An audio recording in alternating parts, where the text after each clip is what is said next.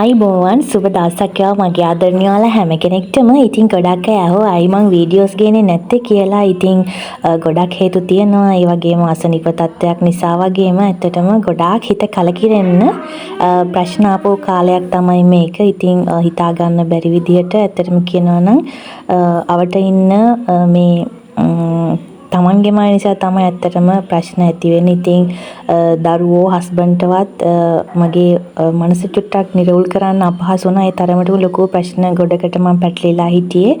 ඉතින් වීඩියෝස් ගෙනාවේ නැත්තේ ඒ නිසා. ඒ වගේම මගේ අසනීප තත්ත්වයක් නිසා මට බර කිලෝ 68ක් හිටපු මම 63.5කට දැන් මගේ බරත් මං අඩු කරගෙන ගියා. ඒක මගේ ජීවිතයේ ලොකු ඇචීව්මන්ට් එකක්.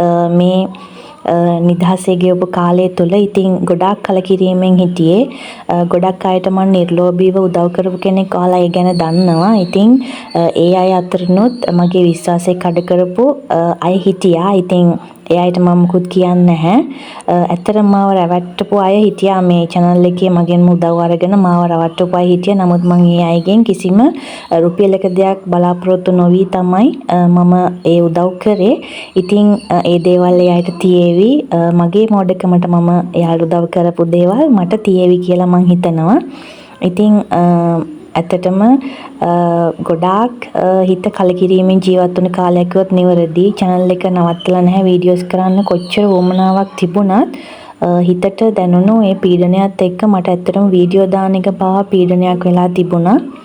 ඉතින් ඇත්තටම ප්‍රශ්නයක් ආපුවාම මම ටිකක් වැඩිපුර හිතන කෙනෙක්. ඇත්තටම ඕවර් තින්කර් කෙනෙක් කියොත් නිවැරදි. ඉතින් ඒ වගේ දේවල් නිසා මාව ගොඩක් කඩාවැටීම් වලට ලක් වුණු කාලයක් මේක. ඒත් channel එකෙන් ඔයාලගේ කමෙන්ට්ස් ගොඩක් ආවා. ඇයි අක්කි වීඩියෝ ගේන්නේ නැත්තේ? ඇයි නංගි වීඩියෝ කරන්නේ නැත්තේ? ඇයි ආන්නේ නැත්තේ?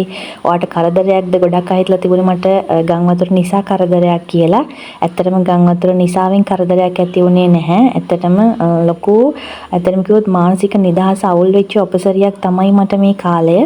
ඉතින් කමක් නැහැ. මං කායිකවත් තරහ නැහැ. නමුත් මං කිසි කෙනෙකුට වරදක් කරලත් නැහැ.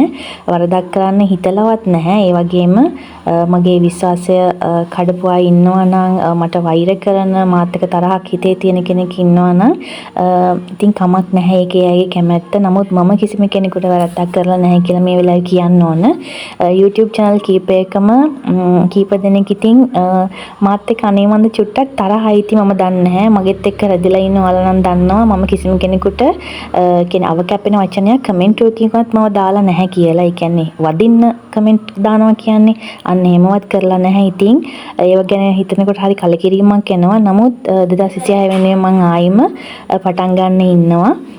ඉතින් එතකල් මගෙත් එක රැඳිලා වුණ මං ගැන හොයලා බලපු ඔයාලා හැමෝටම ගොඩාක් ස්තුතියි නෙවෙයි ගොඩාක් පිං කියලා කියන ගමන් ඉතින් පුංචි පැටවෝ එක්ක සතුටෙන් පරිස්සමින් ආදරෙන් ඉන්න හැකි ඉක්මනින් ඔයාලා බලන්න වීඩියෝ එකකින් අරන් එනකල් හැමදාම සතුටින් ඉන්න කියලා ප්‍රාර්ථනා කරනවා.